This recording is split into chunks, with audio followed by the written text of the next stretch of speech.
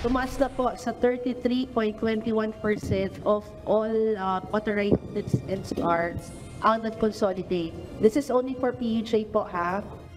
2 araw na lang ang nalalabi bago ang deadline ng franchise consolidation sa December 31. Ngunit batay sa datos ng Land Transportation Franchising and Regulatory Board, nasa 33% pa lang ng kabuuang mga unit ng traditional na jeep ang pumapasok sa franchise consolidation.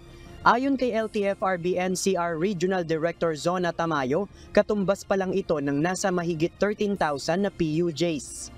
Nangangahulugan ito na mayroon pa ring nasa 27,000 na mga PUJ sa Metro Manila ang hindi pa consolidated. Nauna nang ibinabala ng Piston at ng Grupong Manibela ang transport crisis na maaaring maranasan dahil sa libu-libong mga operator na mawawala ng bisa ang prangkisa o provisional authority pagsapit ng January 1. Aminado ang Office of the Transportation Cooperatives na oras na maipatupad na ng tuluyan ang Public Utility Vehicle Modernization Program o PUVMP, kakailanganin ng lumipat ng ibang mode of transportation ng mga commuter. Sa paglalarawan ni OTC Chairman Andy Ortega, kapag nawala ang mga jeep na hindi nag-consolidate, maaaring sakyan ng mga pasahero ang tricycle, taxi at bus.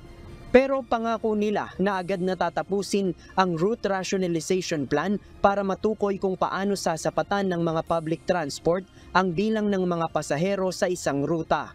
Agad anyang mag-i-issue ng special permit ang LTFRB upang makapasada ang mga consolidated PUJ sa mga ruta ng mga jeepney na hindi na makakabiyahe. Definitely, we have to make difference po, no? Make difference, but definitely ipapabilis natin yung solusyon para po very limited time lang yung kanilang pagsakay ng ganong may difference po. Ayon sa LTFRB, i-issuehan naman ng show cause order ang mga operator ng traditional na jeep na hindi nag-consolidate bago ang deadline. Kung nasa ruta sila ng 60% pataas ang consolidation rate, hindi na ma-extend ang validity ng kanilang mga prangkisa. Pero kapag 60% pababa, pwede pa silang bigyan ng pagkakataon na pumasok sa modernization program kahit hindi sila umabot sa deadline.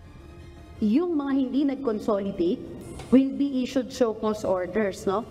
Will be issued show cause orders para bigyan nga sila ng due process. Meron kaming listahan ng lahat ng mga operators, hindi ba?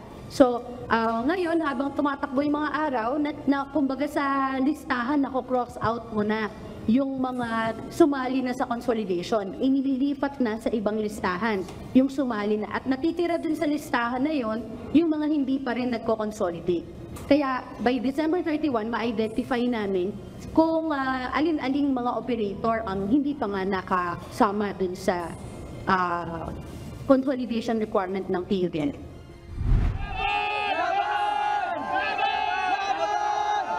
Ngayong araw, isang malaking protesta ang isinagawa ng Piston at Manibela. Nilahukan rin ito ng mas maraming mga jeepney galing sa iba't ibang ruta sa Metro Manila. Mayroon ding mga commuter group ang nakiisa sa protesta kung saan nagmarcha sila mula Welcome Rotonda hanggang sa Mendiola. Ayon sa legal counsel ng Piston na si Attorney Nery Colmenares, hangad nila na umabot pa ang pag-i-issue ng Supreme Court ng temporary restraining order bago ang deadline. Dahil kapag natuloy-an niya ang deadline gayong wala pang TRO, tiyak na mahihirapang sumakay ang mga commuter pagsapit ng January 1. Ngayon, mapipilitan ang mga manggagawa na mag-grab, mamahal ang grab, taxi, bawas sa sahod mo kasi late ka, ang mga estudyante, late sa school. Lahat yun apektado, hindi lang yun yung mga drivers at operators, kundi yung milyon-milyon na mananakay sa buong Pilipinas. Kung ayon mismo sa LTFRB, marami pa palang mga ruta ang less than 60% ang consolidated. Ibig sabihin, makakansela ang 40% or more na mga jeepney sa ruta nila. JP Nunez, UNTV, News and Rescue. Diyos ang aming sandigan, serbisyo publiko ang aming pinahahalagahan.